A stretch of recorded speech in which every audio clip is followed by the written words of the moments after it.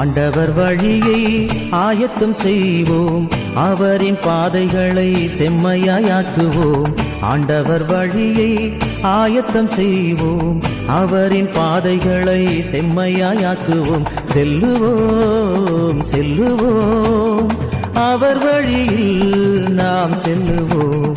செல்லுவோம் செல்லுவோம், அவர் வழியில் நாம் செல்லுவோம். ஆண்டவர் வழியை ஆயத்தம் செய்வோம், அவரின் பாதைகளை செம்மையாக்குவோம். ஆண்டவர் வழியை ஆயத்தம் செய்வோம், அவரின் பாதைகளை செம்மையாக்குவோம்.